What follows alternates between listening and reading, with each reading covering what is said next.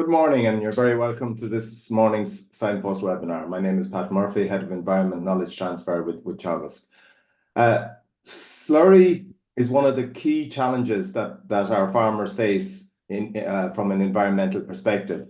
And slurry is implicated in a number of environmental challenges, including losses of nitrogen to water, losses of phosphorus to water, losses of ammonia to air, and loss of methane and nitrous oxide, which are two of the agricultural greenhouse gases. So it is extremely important that we get the management of it right to maximize the agricultural benefit and to minimize those losses to the environment. This morning, I'm delighted to be joined by Noel Meehan. Noel is Programme Manager with the ASSAP Programme. Noel, you're very welcome. Thanks, Pat. Thank you. And we're also joined to help with the questions by Eoghan O'Brien. Eoghan is ASSAP Advisor in Wicklow, Wexford, Carlow. Eoghan, you're very welcome. You might unmute yourself there. Thanks, Pat. Eoghan, Noel, your topic this morning is slurry, maximising agricultural benefit and minimising environmental loss. A key challenge for you and all of the ASSAP advisors and Signpost advisors as well, because it's not just about water quality. Yeah, I suppose slurry, it's well documented that it's very beneficial resource and source of nutrients on farms, and I suppose this time of the year is probably the main slurry spreading season, and I think it's just timely maybe to talk about the benefits and talk about what it can bring to your farm and how you would do that with maximising and making sure that it's used the best that you can, but at the same time, we just need to be aware that it can have an impact on water quality and obviously on gaseous emissions and also on biodiversity as well. So, that's, I suppose, what kind of prompted the presentation today, that, there was that kind of a lot of people were making phone calls into ASSAP and into the advisors asking about how do we go about this. So look, we have a presentation here that will hopefully help on a few things. Some of it people will know, some of it might be new to them, so we'll take it. Okay. So when you're ready, if you want to go ahead, I'd remind people that we have the Q&A. So if you want to put questions to Noel, will you please use the Q&A, and we'll ask them after the presentation. Okay, we can see that. Okay, is that sharing there? Yeah. Okay, thanks, Pat. Okay, so look, as I was saying there, slurry is a key resource on farms, and we just need to try and use it as best we can to minimize the impacts. And we've, as I was saying, we've had a lot of contact from farmers and from media outlets and people looking for information around slurry. So look, that's where the idea came for doing this presentation today. So I just want to acknowledge at the outset Eddie Burgess, Mark Plunkett, David Wall, Pat Murphy, Catherine Keena, who helped put the presentation together. So the outline, we're just going to look at the slurry composition and the value of it, optimal use of slurry, how it sits in with the gap regulations, I suppose, just the slurry requirements and why they're there, what we can do to minimize environmental losses, and just finish up with a summary. So this is probably one slide that people have seen quite regularly, but it's just outlining the value or the makeup of 1,000 gallons of slurry. So, and at the different dry matter percentage rates, and the typical dry matter percentage is 6, and that would equate to units per 1,000 gallons of a 9, 5, 32 for NP and K, and if you've managed to put that into a bag of fertilizer. So it's quite a rich source of nutrient out there, and to put a value on that then, or put a value on that, you're looking at €29 for that 1,000 gallons at 6% dry matter. I've also put in soil water there because soil water is a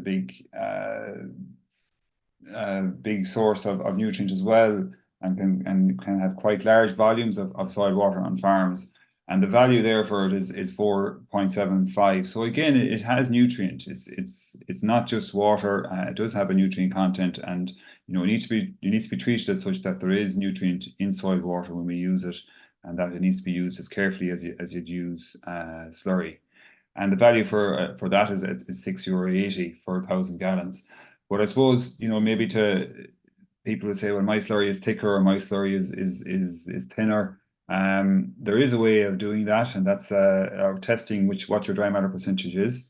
And that is using a slurry hydrometer. And there's a picture here on the right-hand side. Now, I've used one of these myself, and they're made of glass, so they're probably not the most user-friendly in the world. But, you know, at the time of agitating, if you could take a sample out and drop it in, it will tell you what the dry matter percentage is on your slurry. And then, based on that, you know, there's tables there, and your advisor can help you with this. You know, you can adjust the rate up or down if you need a certain amount of nitrogen or phosphorus or potassium out on a field. You can adjust that rate depending on the dry matter percentage of it. So you're just maybe you know, recalibrating and making sure that you get the most out of your slurry. So they are there and they can be got, and if you contact your local advisor, they'll be able to tell you where to get one.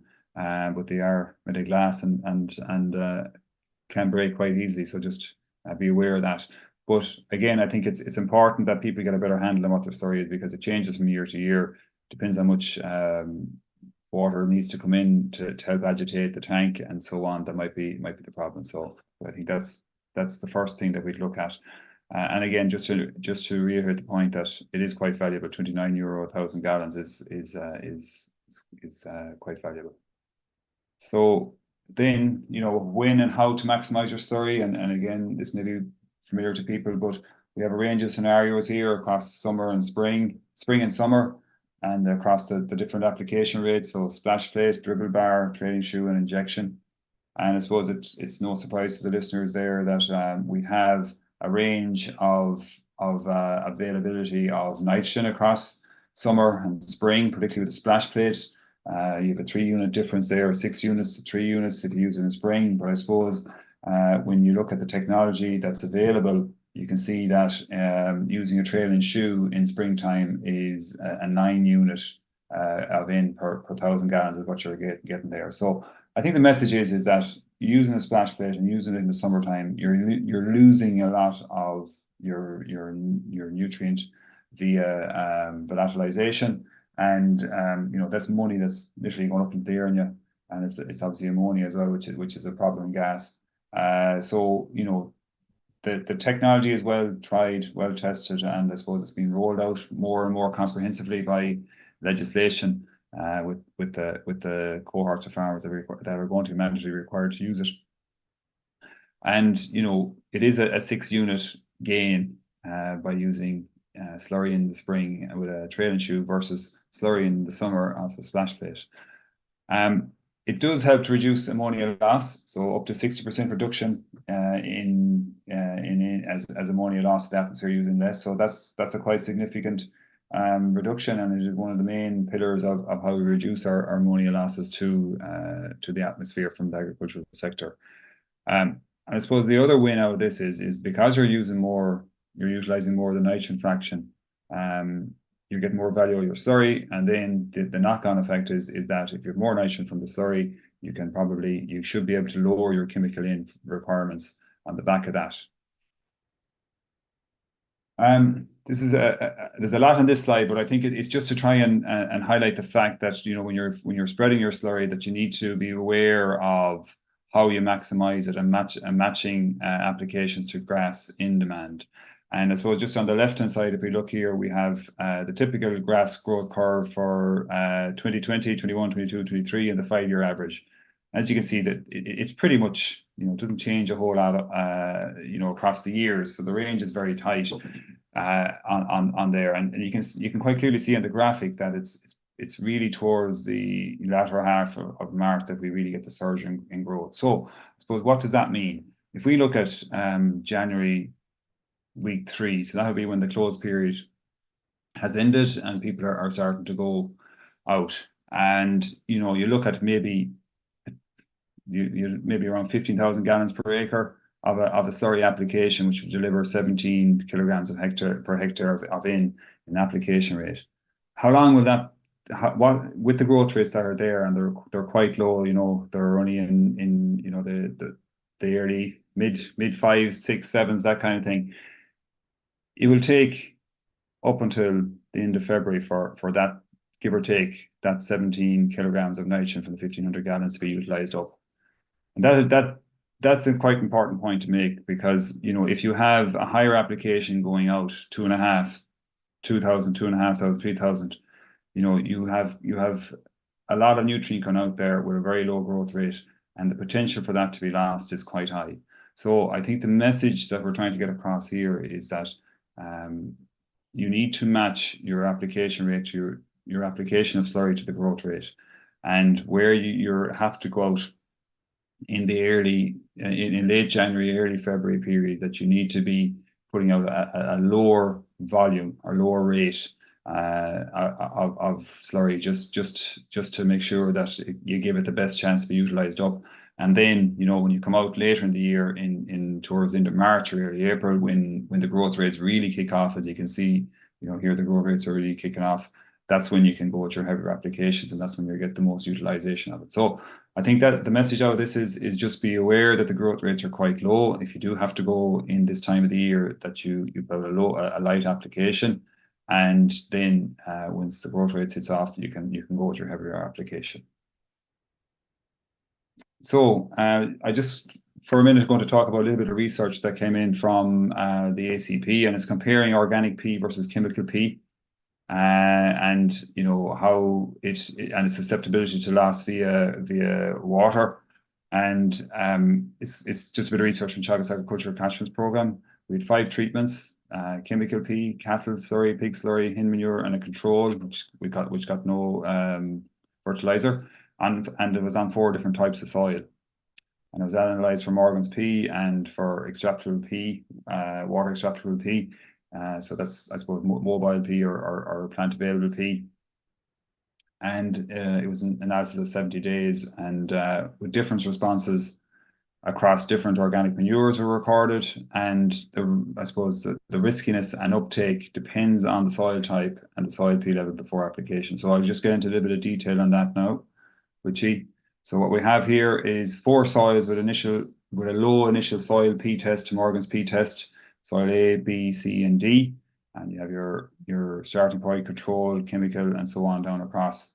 And what we're saying here, in general, organic manures will raise the soil P by the same or more as chemical P. So what we're saying here is that on low indice soils and on high indice soils, that by applying your chemical or your organic manures across different manures, it will have as a positive an impact on raising the P level as chemical. So it's as effective as chemical P in providing the growing crop with phosphorus. And this one, we're looking at the water extractable P, and it's the same set of soils and same treatments.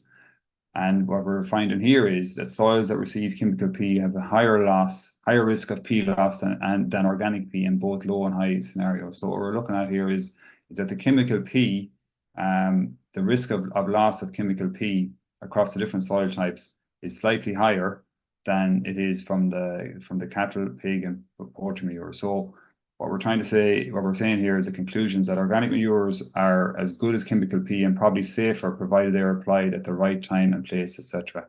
So, organic fertilizer, they're really, really, really effective at providing phosphorus. They're safer, but they're only safer and only provide that if they're used at the right time in the right place and used very, very carefully. The issue, I suppose, is that for various reasons, the organic fertilizer may not be used optimally, and that's when you have the problems with it. And look, at maybe, I suppose, just my own kind of thoughts on this is the chemical P, because you're going and actually buying that there's a higher value put on it by the farmer, him or herself, that they're much more careful with how they use it as opposed to how they use slurry. But look, I think that's just a nice insight into how important a source of nutrient and how effective it is at providing P. Slurry is at providing P, and that it is a safe source of P, provided that it is used in the right circumstances. The GAP regulations, I suppose, I get the sense that the GAP regulations are seen as just something that farmers have to comply with, and there's paperwork and there's bureaucracy, and they're a nuisance really. And I think that unfortunately loses sight as to why the GAP regulations are there. They're primarily, first and foremost, there to protect water. That's their that's their function, is to protect water. And I just picked out a couple of the key, regulations around slurry storage. So that are around slurry, and that's the storage, the closed periods, and the soil water storage. And I suppose, why are they there? What's the reason behind this? And I've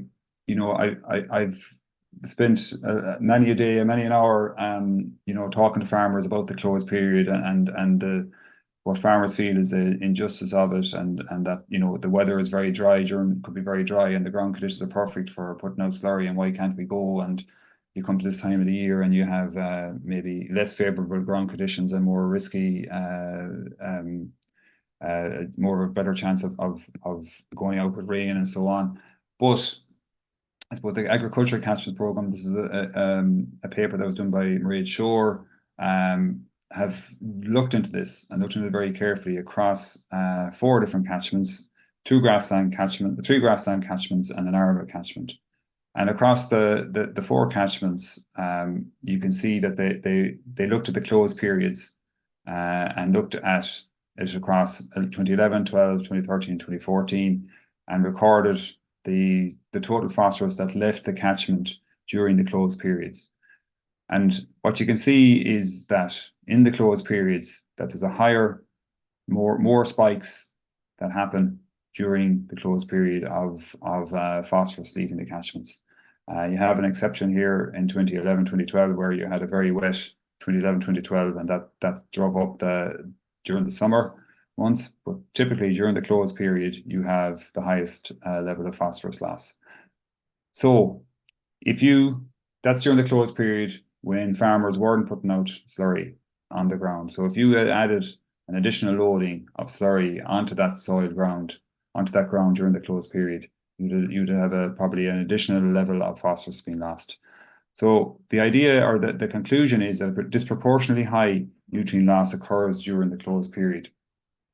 43% of total phosphorus loss occurs during this period, and they also looked at nitrogen. Although the graphs aren't there, but they also looked at nitrogen, and it was around 45% of in-loss occurs in that period of the closed period, so around 25% of the year. Why does that happen? I suppose it makes the reasons is that you have a higher chance of the soils being saturated, you have lower growth rates, so you're going to have phosphorus and nitrogen sitting on the soils, not being used by the plant, and obviously we get a higher risk of heavy rainfall events during that period, more overland flow, more leaching of water moving through the water table, and that's going to move your nutrients. So if you have an additional loading of organic fertilizer on top of that in that period, you're only going to exacerbate the problem. So that's the reasons why the closed period is there, and it is very important that we adhere to it and make sure that we don't add to the problem that's there, because this is going to happen anyway. So we need to minimize the load and take actions to prevent it from happening. The other one I'm going to look at is around the buffer margins, and then the one it's like nearly saying your prayers: don't spread on frozen, snow-covered, waterlogged, flooded, or likely to flood, heavy rain forecasted in 48 hours, and it's kind of rhymed off like that, and nobody kind of takes any heed of it at all. But they're very important. This is a photograph that a colleague in ASSAP took, where you had a farmer that went to spread slurries on the 25th of January. So I suppose the first thing, buffer margins in that stage, it should be a 10-meter buffer margin. Out from there, there's a river going along here, should be 10 meters, and it goes back to 5 as we move along into the season. Now it's not waterlogged or snow covered, and it's not flooded, but it is likely to flood because it's beside a river. And I don't know when the heavy rain was forecast, but on the 12th of February, this is the same field. So clearly that field was at risk of flooding, and the buffer margin wasn't adhered to. It was, you know, it was what we would call in ASSAP a critical source area, and it's a field that needs to be avoided from having slurry spread on at certain times of the year. And the rules or the regulations are there. They're there for that reason, to protect those kind of areas. And you know, they're not just there for fun. So I think it's important just to highlight that when we have these requirements in the GAP regulations, that they should be acknowledged as a protective measure for water quality and need to be adhered to. So I would say, and this is just an opinion of mine, you know, it's the minimum, the requirement is to have your 16 or 18 weeks or whatever it is. But I'm talking to farmers out there, and those that have excess slurry storage over the 16 or 18 weeks or 20 weeks, whatever it is, it allows them to make better decisions on when and where to use their slurry. And look at it, I fully acknowledge that a lot of people are just about able to have the minimum and the cost of it and all the rest. But you know, where you do have that additional slurry storage, it gives you much more control. And the quote that I got off a farmer was that the stress levels on him reduced quite significantly because he wasn't looking at the tanks being full and knowing that the ground conditions were bad and having to go out and put it out in risky scenarios or risky conditions. So look at that's just a thought of mine that where we have have excess slurry storage, it can be quite beneficial, and it will certainly help you utilize that slurry much better and much more effectively. I'm just going to talk about the PIP maps. I'm not so sure if our listeners are fully aware of them, but I think the PIP maps are now available on NMP Online. They're also available on the catchments.ie website, and the EPA are hosting them, and they're an excellent resource. And I think what I'm trying to do here this morning is maybe make our listeners aware, and particularly the advisors that are on the call, aware that these are now available to you, and that you should try and access them to help inform your decisions and your advice that you're given to farmers in relation to how you use slurry and how you use your nutrient, I suppose, and areas of the farm that are risky, and adopting your advice to the farmers on the back of that. I will say that these are an excellent resource. They are a guide. They are a guide and do need to be ground truthed. And what I mean by that is you know, you do need to go down the field and make sure that they line up with what's going on the ground. But by and large, they're quite accurate, and they're very, very useful. So you know, there may be little bits of anomalies here and there, but not too many. So just from the PIP maps point of view, you can see the different colors, but you have a different ranking of PIP. So the pollution impact potential for nitrogen, you have the purpley colors. So rank 1 is the highest risk for in-loss, and rank 7 is the lowest risk for in-loss. So on this farm here, you can see, you know, this northern half of the farm, the far side of the road and around the farmyard, is all PIP rank 1 and 2. So very high risk for phosphorus or for nitrogen loss. Whereas on this part of the farm here, you know, it's very low rank. It's a rank 6 for nitrogen loss. So obviously there's something going on there. You can take that information and say, I wonder what's the reason behind that? And that's just the aerial photography of it. So you can see it's a dairy farm. It's quite well laid out. But this lower part here, alongside the river, that's the river there, is PIP rank 6 or 7. So we look at the phosphorus one, and the phosphorus one is on the same scale, a rank of 1 to 7, with the darker colors being the highest risk and the lighter colors being the lowest risk. And we can see that it's the complete opposite to the nitrogen one. So the nitrogen one is all up here, and you can notice the curve there. Here you have the phosphorus is all high risk alongside the riverbank, and you know, up here is low risk, and that's just reflective of the soil type. So obviously, this is very free draining soil. That's why your nitrogen is your risk. This is much heavier, poor draining soil. That's why your phosphorus is your risk. You can also see here this hatched area, and that's the soil organic matter layer. So that layer is on NP Online as well. So that overlays nicely with the PIP maps. And again, it's just giving you a little bit more information around what's going on the farm, and you know, how you might change or tweak your advice based on the back of that. And we'll just throw these two maps as well into you. These are the overland flow and delivery point maps. So as you can see, these kind of squiggly areas along here, that's where water starts to move over land. They're tied in. If you recall, these are the PIP P areas, so the high risk for phosphorus areas, and they tie in usually where you find these overland flows. So again, it's a function of the water not being able to get down through the soil. It's impermeable and starts to move over the land, and you have delivery points in along the curvature of the river.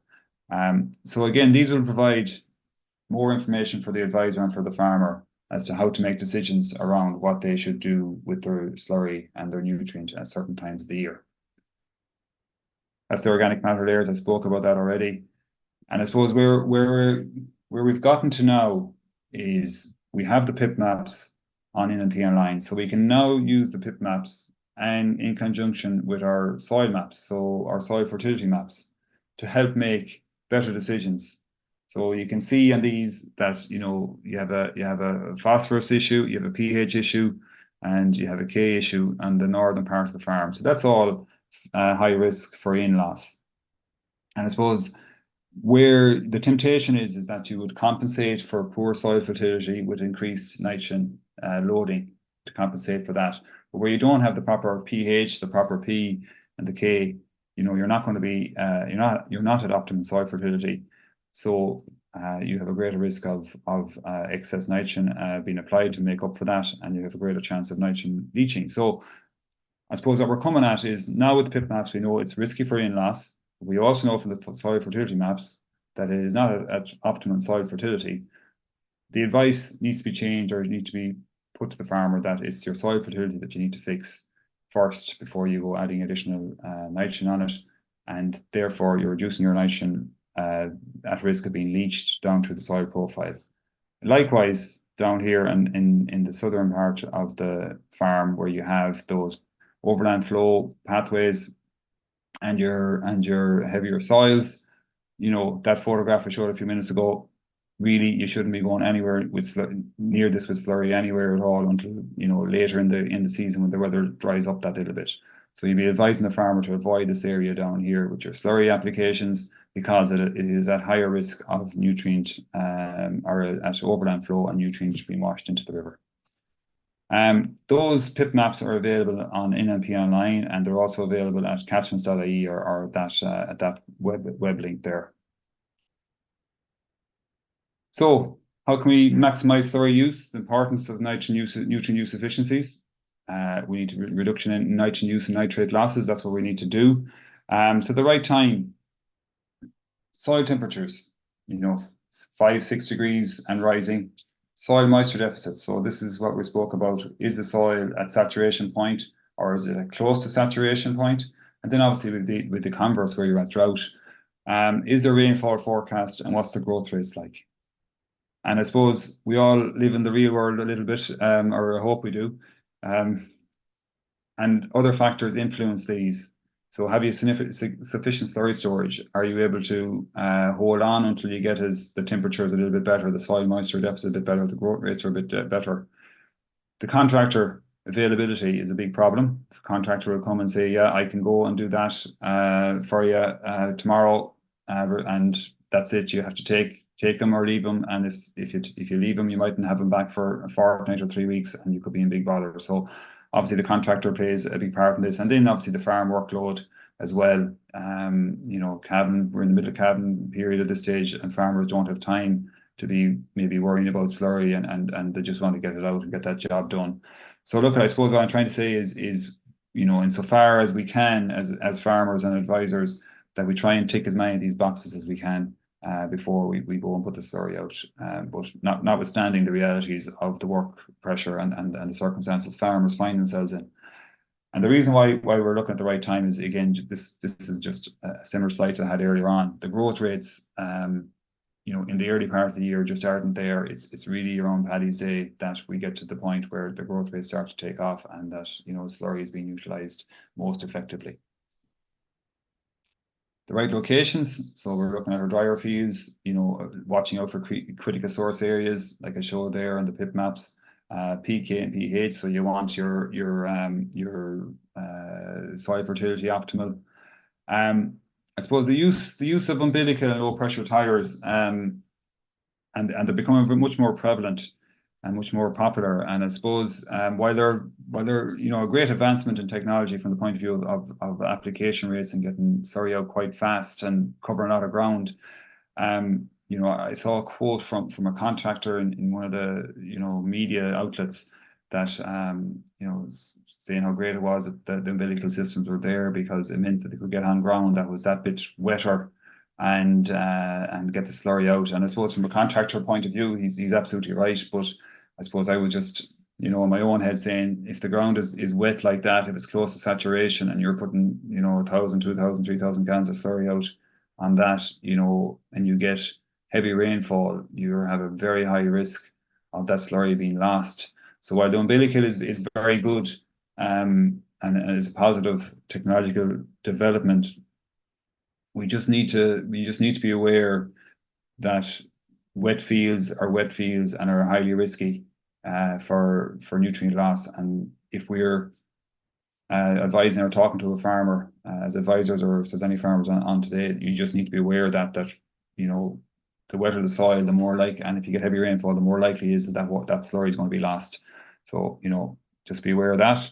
The right rate, so we spoke about matching the application rate to crop demand and growth rate, and then obviously early and late application of slurry. So very early on, as I showed you on a number of slides back, the growth rates aren't really there, so you just need to make sure you have a lighter or lower application rate. And then obviously towards the end of the year, again, the growth rates are dropping, and we need to be aware of that. And finally, just making sure that we use as much of the low emission spreading techniques that we have, the dribble bar, the trailing sure, or the injection, to maximize our utilization of in. So just on biodiversity, I suppose it's important to acknowledge that slurry has a role to play in biodiversity from a negative point of view. And having spoken with Catherine Keena on this, her take on it was that farmers need to just identify is there fields that they want to keep biodiverse rich, or field boundaries that they want to keep biodiverse rich. And if there are, there might be in acres, and that will highlight them for them. Well, if they are, you just need to avoid nutrient applications on these fields, because what happens is the nutrient promotes competitive species versus the wildflowers. They outcompete them, and they take over, and the plants suffer as a result. Really, what you're looking for biodiverse pastures is nutrient poor soils. So really no application of nutrient really is what you're looking at. So slurry certainly wouldn't be beneficial from that point of view. The damage can be irreversible. If we have an old pasture there and it starts being farmed more intensively, you will do serious damage. The other key area on farms is your field boundaries, and that's why we have the buffers there to protect those margins. Be it your watercourse margin, but also, as you can see in the photo behind there, you have a lovely field margin there where no nutrients are getting in, and it's just being let grow. And that's the photo from Noel Meehan down the Bride project, and it looks fantastic down along by the ditch there. So it's no reason why we can't have more of these along our hedgerows and our walls, but it just means that we need to make sure we don't have any nutrient going in there. Okay, to summarize, slurry is a valuable source of nutrients on a farm, but we need to optimize how they use slurry to utilize effectively. So we've gone through a lot of scenarios there, a lot of information around how to use them effectively, but it's too valuable of a source, and it's too impactful on an environment not to be doing this. And while every farmer tries to do their best with it, we just need to maybe have a little bit more awareness of the potential pitfalls that are out there, and take actions to avoid them. We have a range of new maps and tools to assist advisors and farmers to make better decisions, and I encourage people to start using those. And look at, I suppose that maybe a little bit of a request. It is urgent. You know, we do need a wider adoption of environmentally friendly slurry use practices to minimise impacts across water, across greenhouse gas, across biodiversity areas. All those areas are under threat and under pressure in Ireland, and you know, we need you know a more wider uptake across the whole of the farming sector to try and reverse these problems that we have. So, Pat, that's my lot. Thank you very much for that. You might stop sharing there. Okay. Yeah. Yeah, and just a reminder to people to put their questions into the Q&A. Just, I suppose, Noel, you talked about the biodiversity issue, and I think one thing that's going to change the requirement there for a good few farmers is the move towards results-based from I suppose an action-based, where they were allowed in previous schemes to put out a certain amount of organic nutrient on some of the more highly biodiverse pastures. But now that we're at results-based, the reality will be, I suppose, that you're going to find it very difficult to keep those species if you do apply that nutrient. Yeah, and look at, I suppose Catherine Keane would be the biodiversity and an acre specialist, but look at, if you add nutrient, you're given, you know, competitor species, less desirable species, a boost of nutrient, and they will pretty much outcompete what's there. So, like, I think it's very clear, you know, it's one is counterproductive to the other, and like I was on a call, I was on a webinar yesterday about you know, CAP, and about how it can be a little bit, you know, the CAP maybe isn't doing what it could. It's more production orientated and so on, and that the results-based system that we have in Ireland was brought up at it. This is at a European level, and it was brought up at it, and how, you know, it's key to, you know, disentangling the production from the results to get environmental outcomes. So we're fortunate that we're ahead of the game, really, I think, on that in Ireland. But again, it's important that other areas of the farm, maybe, you know, there's farms that aren't in acres, that we try and just make people aware that, you know, going out and adding a nutrient to it, it will have an impact. It will have a negative impact on biodiversity and wildflowers and so on. But look, that's for farmers to decide what they want to do ultimately. But, you know, from a biodiversity point of view, you'd be encouraging to avoid those areas and maybe concentrate on other areas of the farm that could improve the productivity on. Okay. There's a question of two halves here. What advice is available to farmers about the pros and cons of spreading slurry on saturated land following a wet winter and a high winter table? I suspect it won't take you long to answer the pros on that anyway, whatever about the cons. Yeah, look, as I think we just need to raise awareness around all this. We have more information now for farmers. We know on farms where the fields are that are susceptible to being saturated and to high water table, and you know, we need to ask farmers or make them aware to avoid those. And the thing about it is where it might be trafficable now, it may not be trafficable in 2 weeks' time or 3 weeks' time, because the weather can change, as we know, in this country. And the photograph I showed a while ago can do that. Like, you know, in the January, the field was perfect for spreading slurry. It probably was quite dry. Soil moisture deficit was fine. But 2 weeks later, the field was flooded. So I think what we need to do now is use the maps that we have and give direction to farmers to say, listen, in this part of your farm here, this is susceptible to runoff. It's susceptible to flooding. You have another part of the farm over here that is drier, less connected to the drainage network, less risky. You know, it's really there that you need to go with your slurry if you have to go out with it. But ultimately, you're trying to advise the farmer to hold as long as he can until he gets the most favorable conditions possible. I know that's not always the case, because slurry storage is a problem on farms. You know, even if you have the 16 weeks or the 18 weeks, this year was a very early winter, you know, you're probably in maybe 2 or 3 weeks earlier than normal, which means you have to go to your full 2 or 3 weeks earlier than normal. So you have all those practical concerns and practical issues, but you know, we do need to try and up our advice and up our understanding to the farmers around what parts of your farm are susceptible or at risk for slurry loss or nutrient loss, overland flow. And we have the information now. So that's what we're trying to get across this morning, is those maps are there, and we need to start looking at them and using them and providing advice in the back of them. Yeah, and I think one of the things that you're saying is slurry storage is and is going to be in the future absolutely crucial to a farmer's ability to manage their slurry effectively.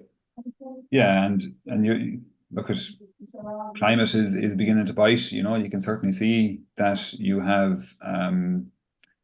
more heavier, longer, wetter periods. You know, it was wet since the 1st of July until, I don't know, there's a dry since, you know, we had a couple of dry spells, but you know, you had a very wet. Allegedly a drought in Moore Park in January. Okay, well, technically, but you know what I'm getting at, like the weather is changing, and that's impacting on ability for farmers to get slurry out in these fields. So we need to start, you know, really looking at how do we future proof a little bit around climate change as well. I spoke to a colleague that has a slatted shed on a bit of a hill, and for the first time since the shed was built maybe 20 years ago, water came in over the Christmas period into the tanks because of the level of rainfall that had been happening. It never happened before in the 20 years the shed was up. So those are the warning signs that we have there, and you know, there's probably multiple of those around the country. So we just need to start thinking long term on this and forward looking at what the risks are coming down the line from climate change, and then using the information that we have to try and make better decisions around how we utilize our slurry and our nutrients. Owen, a lot of questions coming in. Yeah, I'm just taking notes on a few of them there. I suppose I'll start off with a few of the easier ones for you know. How does using trail and shoe help water quality? Well, I suppose the trail and shoe really is for ammonia. It's to reduce the gas, the ammonia emissions. You know, from a water quality point of view, trail and shoe is slurry. You still need to use it in the fashion I described already. You need to watch where your soils are saturated, where they're likely to flood. You know, you need to keep your buffer margins. So in per se, the trail and shoe has very minimal benefits for water quality, but it's slurry, whether it goes out in a splash plate or a trail and shoe. You just need to treat it as a nutrient that can be, or as phosphorus and nitrogen, it can be leached or can be washed over land flow into a stream. You know, it's all about using it in the right conditions, regardless of whether it's a dribble bar or a splash plate. Splash plate obviously isn't as good for ammonia emissions, whereas the dribble bars are. Yeah.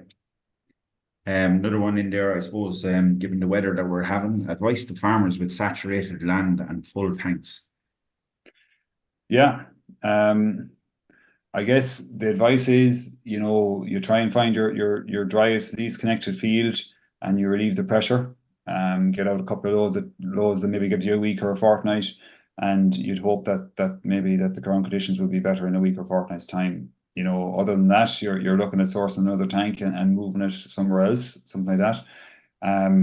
You know, and it's very hard to give advice out knowing the full circumstances of this, you know, the scenario that the question is about. But you know, that's kind of what you're talking about in the short term anyway. Yeah. You know, and hopefully the weather will take up in a week or two. Hopefully the weather will take up, and look at it. It is. I mean, as I said, maybe we're not living the real world, but you know what I'm trying to say is we need to just be aware of the pitfalls, where they are, and try and adhere to obviously the regulations, but make sure that whatever we do, whatever actions we take, have the least amount of impact on water quality or biodiversity or whatever it is. And we have a lot more information out there now to help farmers with that. And you know, in that scenario, it's really, you know, relieve the pressure, get to your driest fields, put it out for as light as you can, and then, you know, I suppose keep watching the tank for when the weather does take. We'll be out of March then, you know, so there'll be much more evapotranspiration and much more daylight, and you'll be hoping things will be drying up a bit. Just another question in there on the PIP maps. How are they actually created? The PIP maps, is it? Yeah. Yeah. Right. So the PIP maps are generated from a lot of different areas of information, and they were created by the EPA. I suppose that's the first thing I need to say. So the EPA will be able to give the more definitive answer on it. But my understanding of where they've come from is they have taken all the available information from the soils maps that are the soils information that's out there, the subsoils, the bedrock maps that are out there. So we have a lot of information from the Geological Survey of Ireland that has mapped the whole country and across those areas. And they also include lipis data, so cropping history and stocking rates are also included in them. So when they put all that together into their model, that's what generates the maps. And as I said before, they are very instructive. Particularly the phosphorus ones, I find that the overland flow pathways are quite accurate, but they do need to be ground rooted. You could have farmer may have dug a drain or something across a critical or an overland flow pathway, which would mean that that's not reflective on the maps. The other thing I'd say about them is that the EPA are looking to update them. The stocking rate and lipis data that they are based on is, I think it's 2017 or 2018, so it's a little bit out of date, and they're in the process of updating the data with more recent lipis information. So times change and things change and land use changes, and so that will change the PIP rankings as well going forward. But that's where my understanding of where they have come from on. Yep, and just another question in there: can farmers view these maps themselves? Yeah, absolutely. They are on catchments.ie website. We could do a demo here, but we'd have the rest of the webinar used up. But they're there on catchments.ie. If you go into the map tab on catchments.ie, they're all there now. That map or that system has a massive amount of information. It has a whole load of water quality information as well. And for the listeners that are on the call there, it'd be well worth going in and having a look. It will take a bit of time for you to find your way around it without maybe somebody demonstrating it with you. But they do have videos, I think, as well, in fairness to them, that show you where to get information, help videos in it as well. So look, if you're going into it, give yourself a bit of time. It's not a 5-minute view. It's probably an hour or 2 hours view to get your head around where all this stuff is. But it is very, very, very, very useful and full of information. So somebody can if you have time to go on it, I'd advise you to go on it. And it's phenomenal the amount of detail. If a farmer does go in on it, you could spend hours looking at it, and you'd see things from years ago that were on your farm, and you realize humps and hollows and what way the water does actually move. Yeah. An interesting question in there: how much slurry storage should we as farmers aim to have? Well, I think you should have the minimum requirement, which is 16 weeks or 18 weeks or 20 weeks, and there is anecdotal evidence out there that farmers don't have that in some circumstances. I think in fairness, most farmers aren't too badly fixed with regards to that. I think you need to look at your own circumstance. Why does a regulation there? It's a one-size-fits-all regulation. So it's 16 weeks in the southern half of the country, 18 in the middle of the country, and 2022 up the north part of the country. I think the best person to answer how many weeks storage I need is the actual farmer themselves, because they know their system. They know when they have to go in and house. They know when they typically can get out and spread slurry.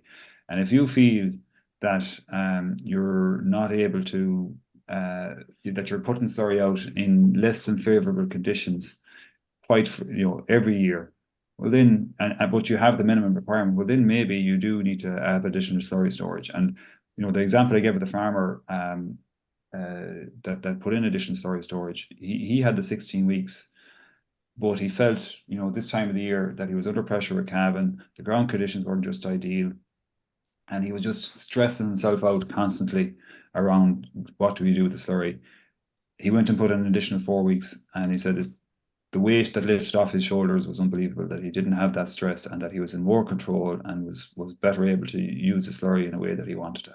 So I think the best person to answer that once you have the minimum is the farmer themselves, how much additional they want. Yeah.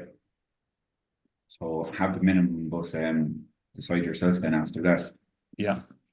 Yeah. Perfect. Question in there for someone in acres. If they have a traditional hay meadow and they want to go with some slurry on it, I suppose will it have a negative effect is the question. I suppose Catherine might be the better one to answer this, but look, I think the principle that we outlined is, you know, when you add nutrient to a crop, you know, Catherine's philosophy would be, you know, to avoid putting nutrient on these biodiverse rich areas that you're trying to protect. So I suppose, I know in acres you're allowed, or I think you are, and traditionally hay meadow you were in glass anyway. So I suppose, look, you need to see on that one. I think the person to go to is your acres advisor. I'm afraid I'm not up to speed enough in acres to give a definitive answer on that, you know. Perfect. No, there's a few questions in there, and fairly controversially, and basically asking the question, if we went to an all arable agricultural system and got rid of our animals, would that have a positive impact on water quality?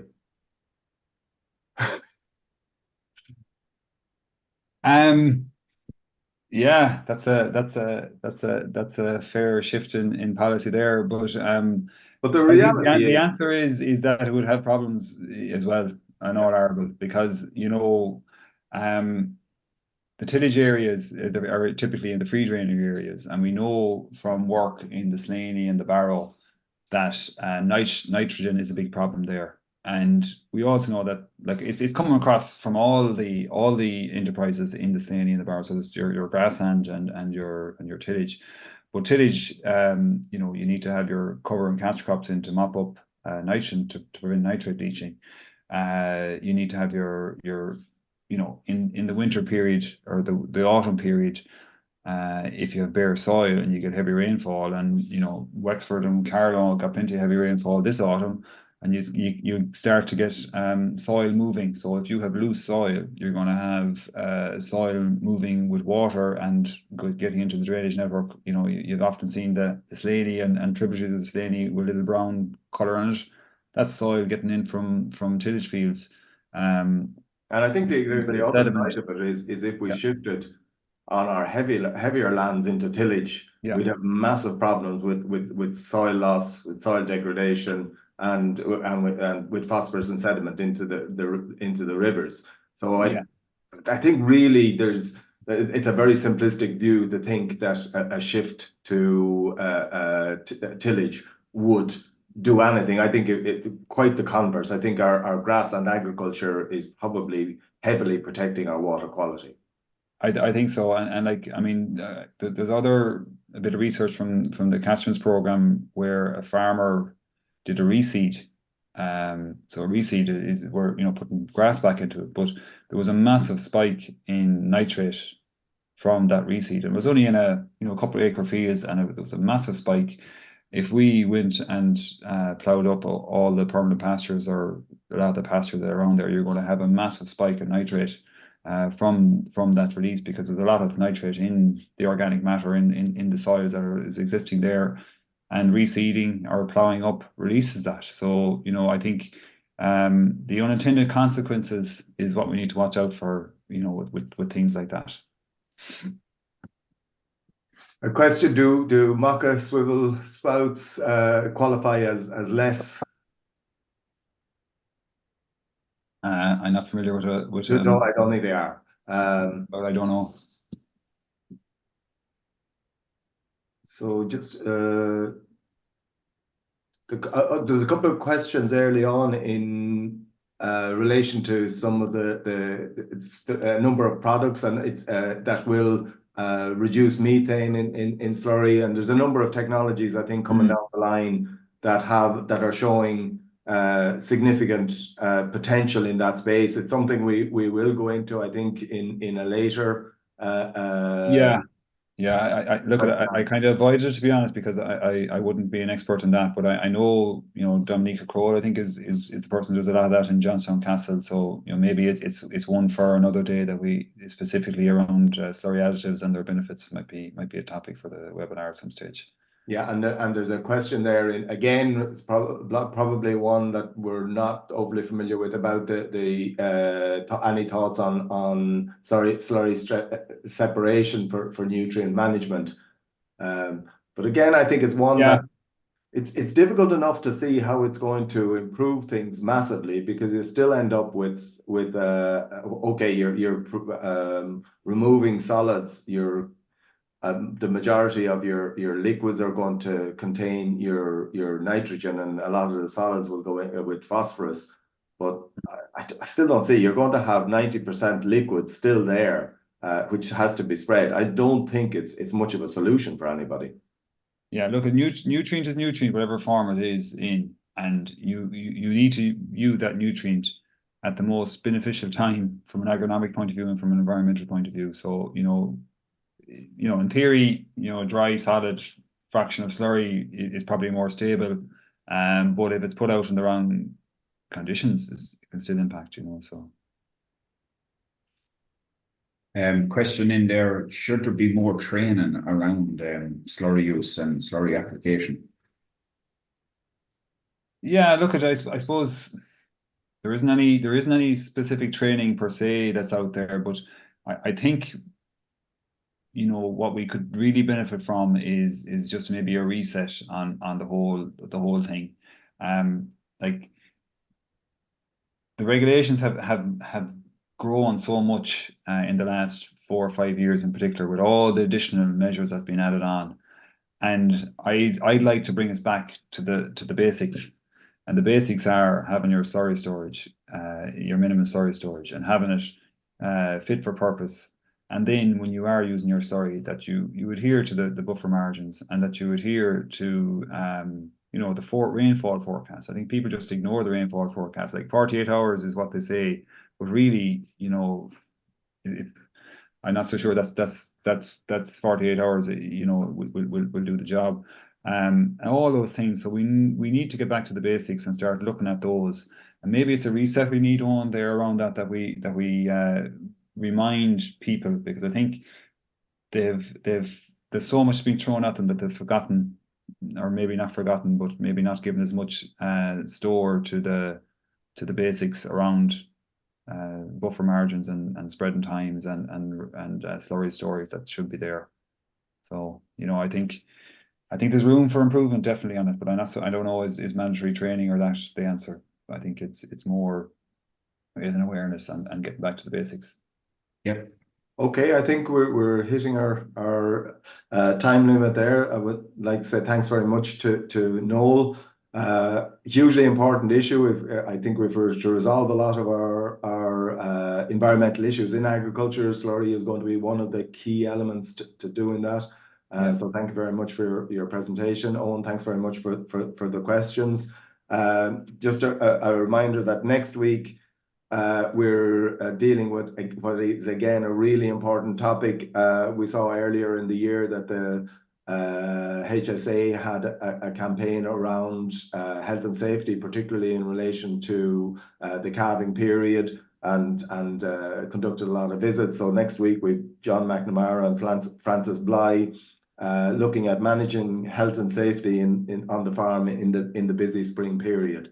So really an important topic. I would look forward to that. And just, I suppose, a final reminder that Teagasc are running the Farm Sustainability Awards, for which entries will be accepted up to the end of February. So if there are farms out there that are going above and beyond in terms of I suppose, producing food and producing it very sustainably, there's an opportunity for a significant prize fund to be accessed there for those farms, and for, I suppose, most importantly, the lessons that have been learned by those farmers to be spread to others. So the details of the application for that are on the Teagasc website.